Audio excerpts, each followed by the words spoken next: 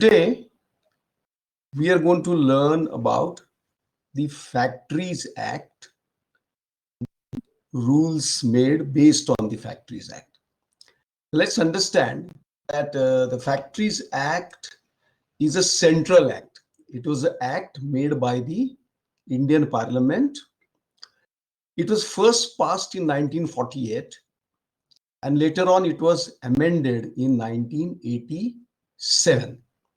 Now, even if the Factories Act is a central act, under the provisions of the Act, the various state governments can make or can frame rules which will be applicable in each of the state.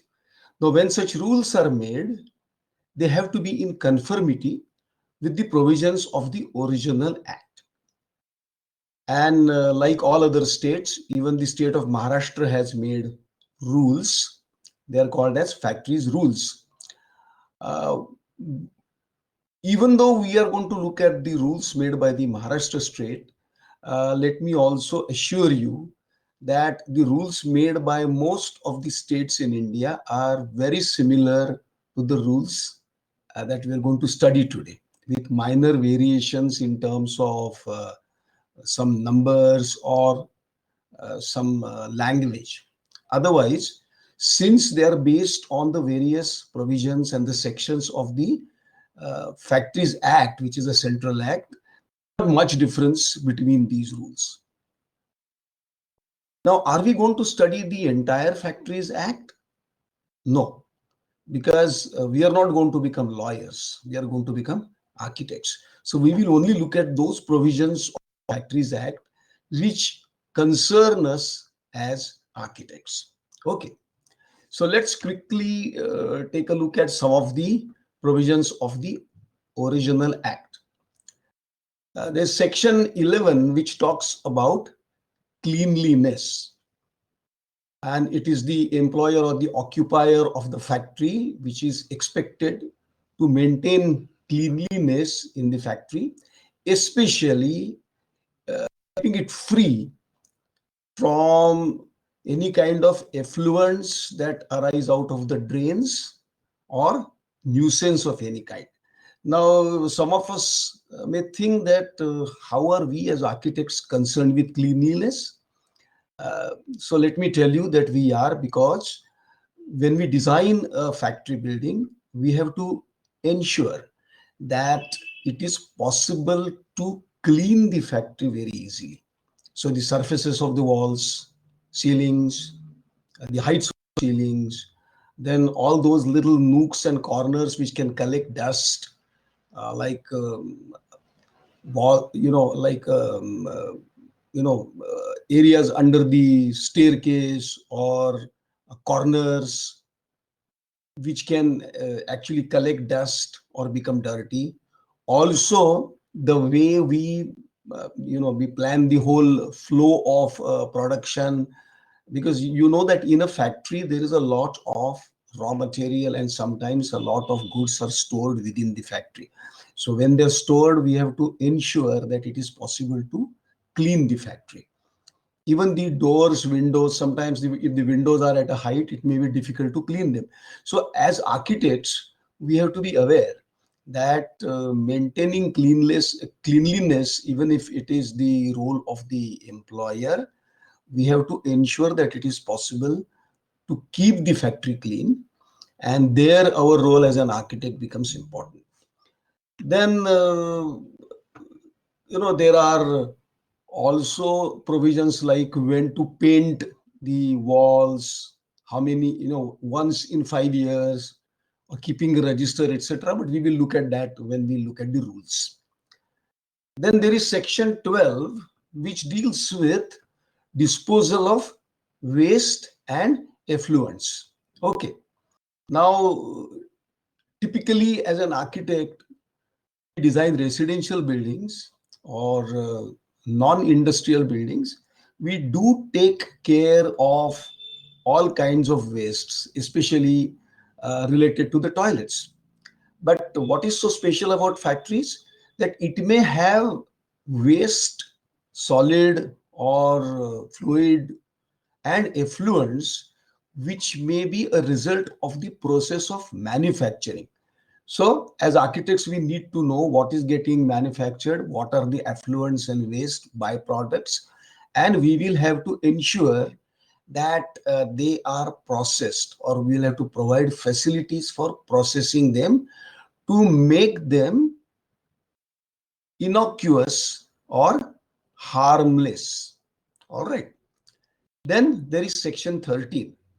Now, this is a very important section because it deals with ventilation and temperature, which has to be maintained in all the rooms where people work. Okay. And for this, there are very specific rules, and we will look at them when we deal with them a little later. Then there is section 17, which deals with lighting. Lighting which is natural as well as artificial. Okay. And again, it deals with what kind of windows you have, what kind of skylights that we use, how to keep them clean, also how to ensure that there is no glare and things like this. Now, section 18 deals with providing drinking water. Once again, people will say that providing drinking water is a daily task which the owner has to do. Yes, but we have to give them places where drinking water is available. And how you situate such places is something which is important. Okay, so that is what we will look at later on. Then providing latrines and urinals. The word that they use here is latrine, but commonly we call it WCs. Okay, water closets. So how do you look at them? How to calculate the number of toilet facilities that you require, etc., is contained in section 19. And then there are certain provisions which deal with the welfare of the workers. And these are part of the sections from 42 to section 50 of the Factories Act. The section 42 talks about washing facilities that we need to provide to the workers. Section 46 talks about canteens that we may have to provide for them or design for them. This is especially if the workers are more than 250. After that, it becomes mandatory to provide a canteen. It doesn't mean that factories which employ less than 250 workers need not have a canteen. But statutory provision is that if there are more than 250 workers, then you must provide a canteen. Okay. Then section 47 talks about providing shelters, restrooms, and lunch rooms. Again, what is to be done in these rooms is something that we will study later. And finally, section 48 talks about creche. If there are more than 30 women working in a factory, then we have to provide a creche. A creche is where children under the age of 6 years have to be provided facilities. So these are some of the things that are contained in the Factories Act. And now let us look at the provisions of the various rules under the Act, which was made by the state government. The first rule deals with approval of plans. Now, whenever a factory is to be started, an application will have to be made for approval of plans to the Chief Inspector of Factories. Now, remember, this is in addition to the municipal approval that we have to get. Now, what are all the documents that are required to be submitted with this proposal or application for starting a factory? First of all, there has to be a flow chart of the manufacturing process, which talks about the various stages through which the raw materials are used. Then there are intermediate products. There can be some kind of effluents, emission of gases or toxic gases. How are the finished goods stored? What are the quantities that will be manufactured? How will you store, handle, load, unload, and transport raw material as well as finished goods, and then the arrangements for disposal of all the waste effluents. Also, if there are any hazards, now there is a word called hazmat or hazardous materials. Sometimes you use hazardous materials and sometimes you also get hazardous materials as a byproduct in a factory. So how do you treat them and how do you eliminate the problems that hazardous materials can cause? All this is to be given in a flow chart, and a flow chart is like a schematic drawing which shows the entire process. Okay, so this is to be submitted and the architects have to help the clients in making the flowcharts.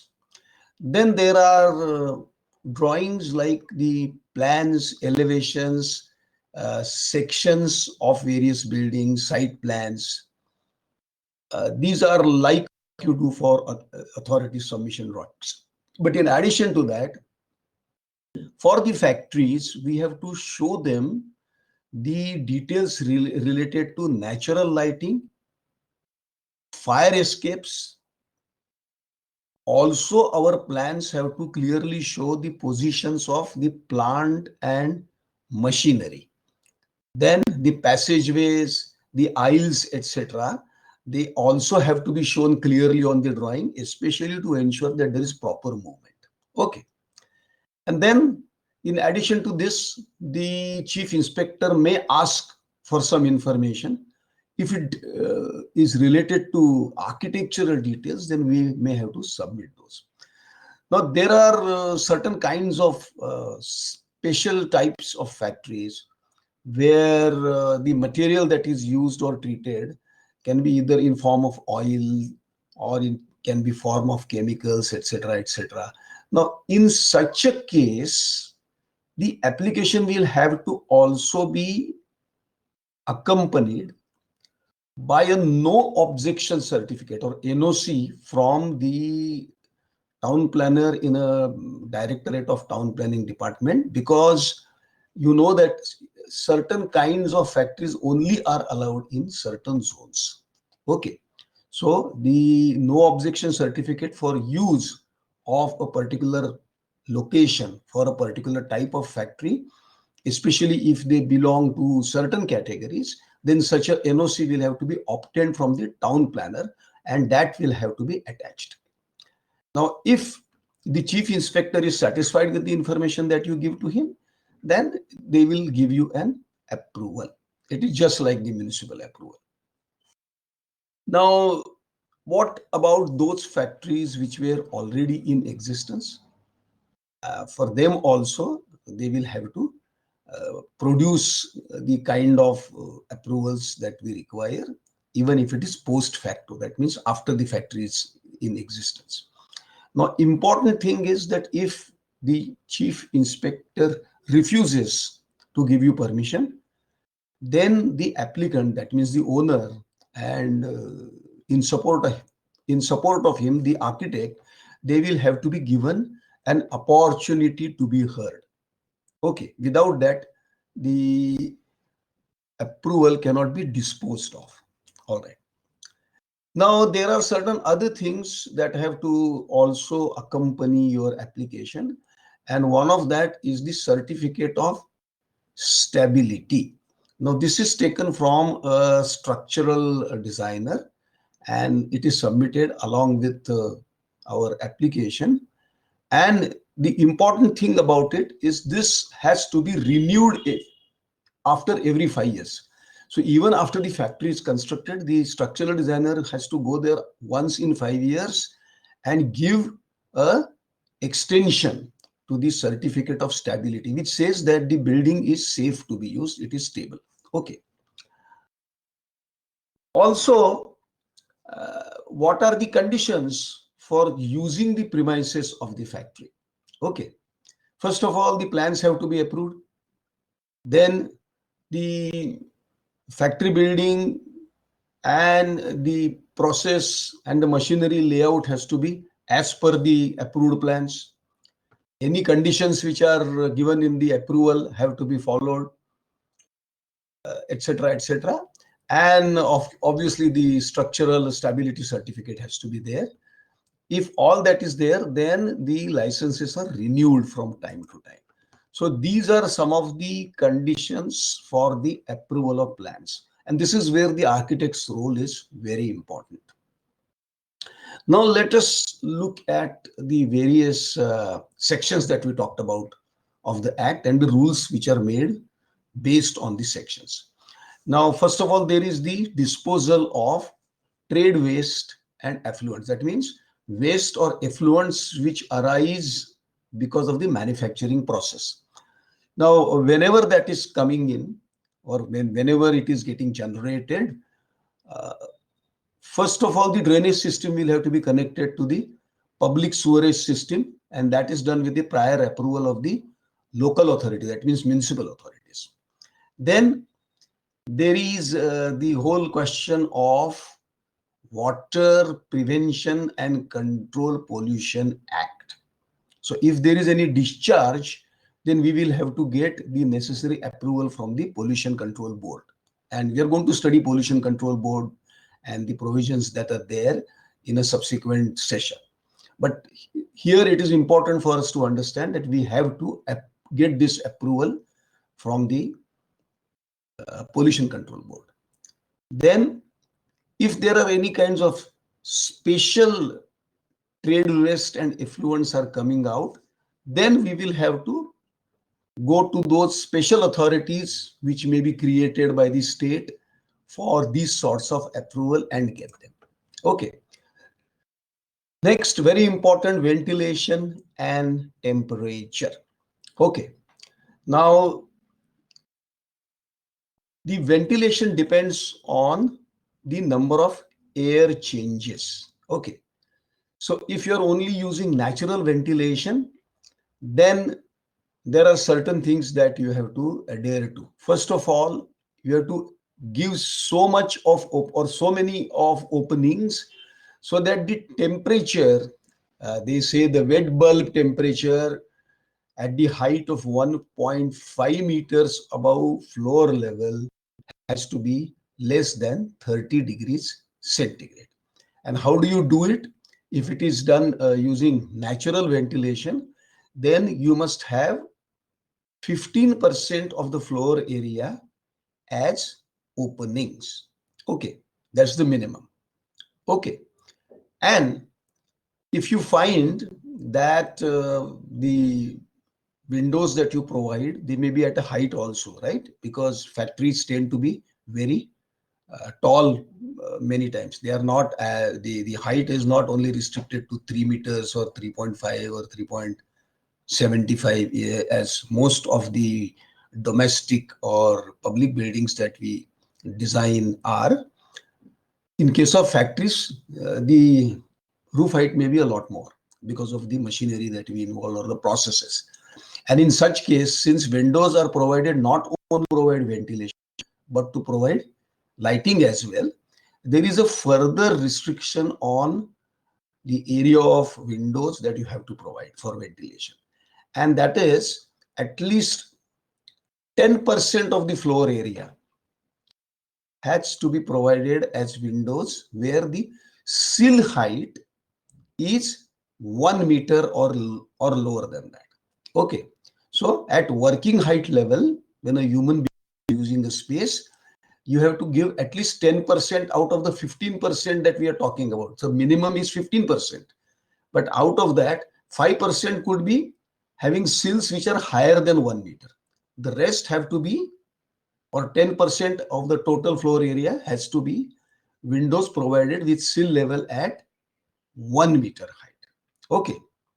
Now, if the ventilation is not sufficient, then we will have to provide mechanical ventilation where there will be at least 6 air changes per hour. Or in simple words, what it means is that the amount of air, fresh air that you produce in that area will have to be 6 times the volume of the entire area per hour. Okay. So this is a very important thing to remember. If in spite of providing all the windows that you can, sometimes it may not be possible to provide for the necessary ventilation through natural means, because factory spaces, industrial spaces are very large.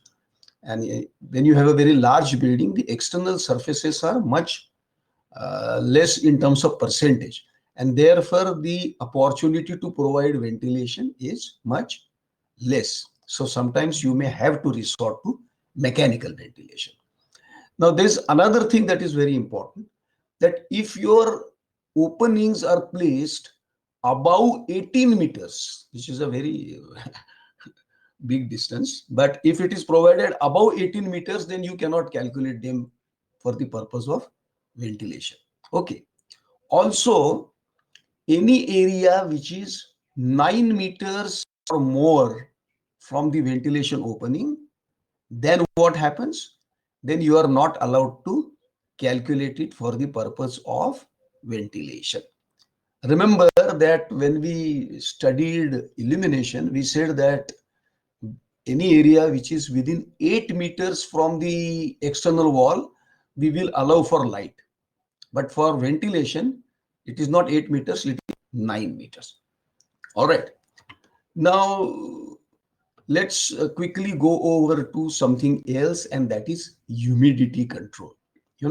Sometimes what may happen that in certain regions, especially in the hot dry climate, the insides may have low humidity. And in such cases, we will have to provide either some kind of evaporative air coolers or desert coolers, as you call them, so that you increase the humidity inside, and therefore the temperatures are maintained below 30. All right. Now, let's look at the next thing, and that is lighting. Now, obviously, you need working light conditions at working levels, and there are whole kinds of schedules and charts given, and you can look at those charts. They vary from place to place, so I'm not going to discuss the charts themselves. But here it is important for us to understand that you need working natural light at the working level and working area. If it is not possible to use natural light, then we have to use additional lighting, which is not natural. Okay. All right. Then this whole problem of visibility. In many of the factories, what happens is that what you do is you put either north light roof and bring in light, the north lights, or sometimes you have skylights. Now, when that happens, the direction at which the light comes in is different. Many times it can cause reflection and glare. So such openings have to be treated properly, so you get diffuse light. All right. But the quality of light has to be good enough so that people can work there. All right. Then there is the prevention of glare. Sometimes when you have natural light or even artificial light, if it is bright, it can cause glare. So there are certain kinds of rules and regulations, certain measures that have to be put in place. Like, for instance, you have a very large, let's say, skylight, then you may have to paint it, or you may have to put some kind of a screen so that you do not get direct light which can cause glare. Because if there is glare, remember, workers are working on machinery and it can cause accidents if there are glare. So prevention of glare is a very important aspect of providing illumination in a factory. Now we come to the toilets. What sort of toilets do we have to provide? Now, I'm not going to give you all the details because they are more or less the same as what we have learned in our bylaws. For instance, where there are 25 or more females, you have to provide one WC, or even a fraction. That means if there are, let's say, 30 females, then you'll have to provide two, because 25 for the first 25 one, and then for the remaining part of 25 numbers, you'll have to provide one more. So like that, there are rules which you can read up. Privacy of the latrines, that means obviously if a person is using a WC, it will have to be private. Now, very important, you have to have signboards. This is interesting because you don't put signboards in your domestic toilets, right? You don't say for men only, for women only, etc., etc. But here you have to provide signboards. They have to be in a language that the people who are working there have to understand, and you also have to provide graphic information. Okay, this is an important aspect of latrine accommodation. You have to provide urinals for men. Then the drainage system will have to be as per the bylaws, and they have to be connected to the sewerage system, or otherwise you will have to provide disposal which is local, like septic tanks, etc., etc. All that I'm not going to go into. You already know what it is. And then there is another very important aspect, and that is whitewashing and color washing of toilets and urinals. Now, this is something which is put here as a result of the act being very old, that every 3 years you have to whitewash, every year you have to whitewash, or every 3 years you have to paint and stuff like this. Okay. And obviously you will provide water points in every latrine. So these are some of the rules related to providing toilets. Now we come to one of the most important parts of the rules, and that is fire protection. Now, when we talk of fire protection, something that you have already learned in your firefighting in services is all involved. And it's like,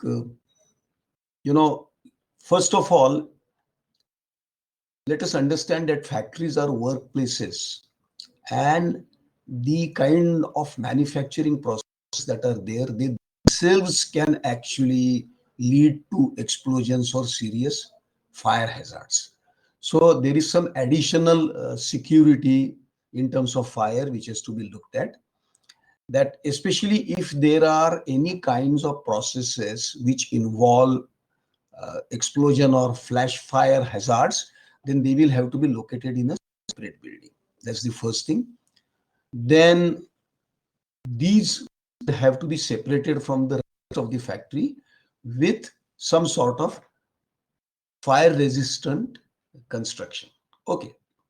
All ventilation ducts, pneumatic conveyors, or equipment which again has fire risk will have to be provided with automatic fire extinguishing appliances. Okay, we have seen all that, or fire resistant dampers, smoke detectors, etc., etc., just like what you do for your AC systems. Okay, now some of the other things are important that we have to, especially when there are storages within the factory, there has to be at least a distance of 900 mm passageway. Okay, and the distance between the ceiling and the top of the file cannot be less than 2 meters. These are important because otherwise, in case of a problem, people will not be able to escape. And if the distance between the top of the pile of storages and the ceiling is less than 2 meters, then the ceiling can get can catch fire very easily. Okay, so there has to be enough room on top of smoke and then the escape. Then there is the access for firefighting. Whenever you plan, you will have to plan it in such a manner, the buildings, various doors, windows, openings, etc., so that the firefighting equipment can be brought in. The fire tender can come in, or the insides are accessible for the people who are fighting the fire. Okay. Then lightning. Normally you all have the lightning arresters on buildings, but for especially factories, there is a higher chance of lightning striking and causing problems. So there we have to take some suitable uh, measures, which I'm not going to go into. They are in great detail given in the book. You can read them. There are also chances of suddenly ignition taking place, especially with the electric apparatus, etc. There may be foul gases or gases which can catch fire, and electrical apparatus can actually present a risk of suddenly igniting the gases. Okay, so for this, we have to take certain extra care. Once again, those you can, especially for chemical factories, etc., those you can read up. Then there is also the question of storage of compressed gases. Can also suddenly catch fire. So how do you store them and how do you provide for storage for them is important. Especially, these kinds of cylinders are stored where there are furnaces, etc., or highly inflammable substances are there. Now, in such case, we have to take care as to where you store cylinders and how do you protect them. All right. Also, just like cylinders, there are inflammable liquids or flammable liquids. Okay. So, how do you store them? So there again, certain rules are made. Also, there is a possibility of flammable dust or gas or fumes of vapors that can arise out of the manufacturing process. So then you'll have to take suitable action to ensure that doesn't happen. And then lastly, there is the whole question of fire exits. Now, it's a very long list. The fire exit rules which they give are very long, but I will not go through them because they are very similar to what we've already studied for fire escape routes in a general building. They out what should be the width of passage, what should be the distance between two such exit doorways, should not be more than 30 meters, that. Then staircases or ramps or what should be the height, minimum height, width, where should the handrail be, what material it can be, that staircases cannot go around lifts. No, generally you have studied all this. Or every large area must have at least two exits. You can't have circular or staircases which are winding as fire escape. All this is studied earlier by us when we studied firefighting. Okay, slopes for ramps and things like this. Okay. Also, what kind of doors you provide? How do you stop fire from going from one area into another? But they are the same that you have studied earlier, so I'm not going to dwell upon them at this stage. Okay. Now, whenever you have a factory to be put up, there is a site appraisal committee which the government nominates, and you have an approval from the site appraisal committee. Applications are made, which again there's a standard form. Now this standard form I have included because there is a standard form which gives site has to show details in the vicinity of the site also, like if there are any historical monuments. We have to give names of all the neighboring manufacturing units, human, habits or apartments, sessions, storage of PG materials in the of our site. We have to give information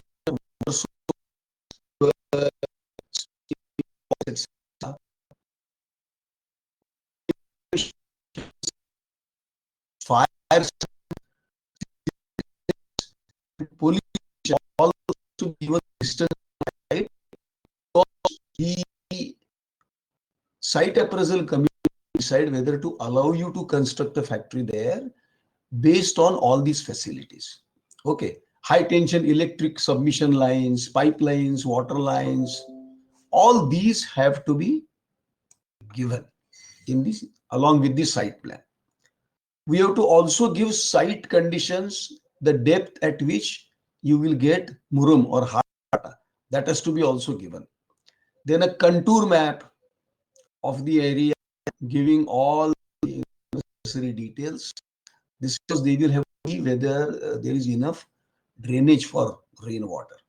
And then obviously the plot of the plan of the plot of the factory showing entry, exit, roads, water, connection, etc., etc.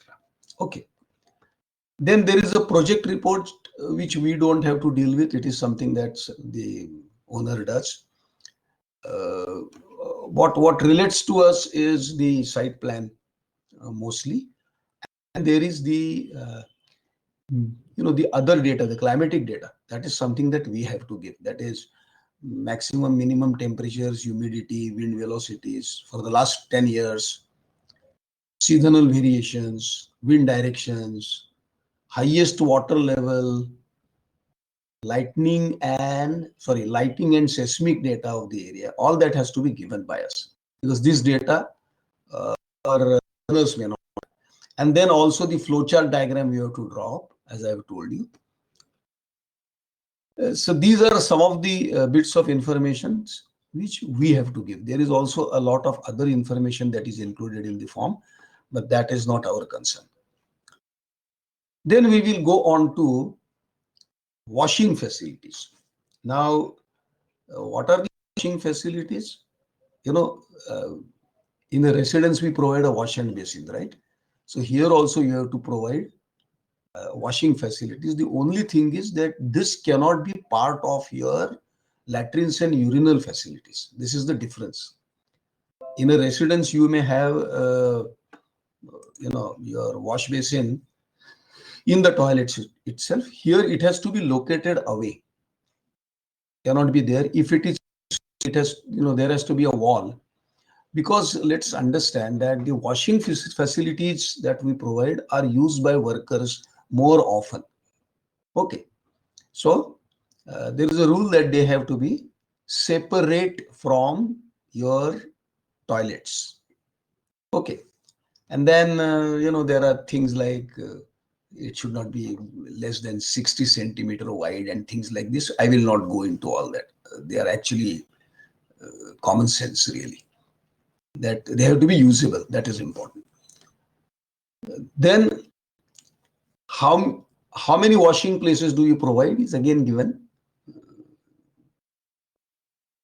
Numbers, how do you calculate? But this is also part of your town planning rules, bylaws. So nothing different really. Obviously, if there are female workers, then a separate facility will have to be provided. Okay. That goes without saying. And again, entrances will bear signboards in languages understood locally and also graphically. So this is as far as washing places are concerned. But remember, they are different from toilets. Then canteens. If there are 250 workers or more, you provide canteens. Now, they have to be at least 15 meters away from the toilets or from boiler houses or any place where there can be dust, smoke, or obnoxious fumes, etc. Okay. So 15 meters is the minimum distance that has to be there between the canteen and such places. Then it has to be as per the approved drawings, obviously. The up to 120 centimeters from the wall, what we have to do is provide some kind of impervious material, which means either you put glaze tiles or you paint it with some kind of paint which is smooth and washable. That is what it means. And obviously there is a very interesting provision here that canteens have to be fly proof. So when you have doors and windows, they will provide light and ventilation, but they must also have some kind of a mesh to not to allow flies to come in. Very interesting. Okay. Then the area of your dining hall. Okay, floor area should be, I think, 1 square meter per person or something like that. Yeah, 1 square meter per person. That is excluding the service areas and kitchen, etc., etc. If there are women workers, then you will need to be uh, partition of the areas for females separately. So male and female can't eat together in factories. They have to be there. Of course, they are allowed to eat together, but you have to provide a separate area for women to eat. That is what it means. Obviously, sufficient number of tables and things like that are there. Also, there is an interesting talk about painting, whitewashing once in 3 years. Sorry, whitewashing once every year or painting once in 3 years. So they have to also maintain some kind of a diary which says when did you paint it and things like this. But they don't concern us. I just give you this information as a matter of okay. Then we go to the next, which is shelters, restrooms, and lunchrooms. Now, lunchrooms are different from canteens because here people will bring their own tiffin and eat. Okay. Now, height is mentioned, minimum height as 3.75 meters from roof to the lowest part of the roof to the floor. Also, all things like proper ventilation, etc., are mentioned here. I will not go through all that. Now, you have to provide washing facilities with the restrooms and shelters and lunchrooms. Okay. They are not talking about providing toilets, but I am sure that people who use this probably use the toilets in the main factory. And lastly, we come to the creche. Creche again has to be conveniently located so that it is accessible to the mothers who work in the factory. Again, height is given, minimum height is given as 3.75. It has to be properly constructed with heat resisting materials, etc., etc. Also, they talk about the minimum area, and that is 2 square meters per child. Okay. And the minimum size is 10 square meters. That means you have to assume that at least 5 children will always be there in the creche, or you have to provide for at least 5 children. That's the minimum. Okay. And again, it has to be properly furnished. Now, important provision is that attached to the creche, there has to be a fenced and shaded open area playground where kids can go out and play. Okay, so it's not just a room. There has to be a playpen or an area where kids can go and play. It has to be fenced and it has to be shaded. And then there are toilets that you have to provide. The minimum number of toilets and what sort of toilets, etc., is given. Water requirement is also given, that you have to provide for 25 liters of water per day per child. Okay. With this, I have come to the end of all that I have to say today.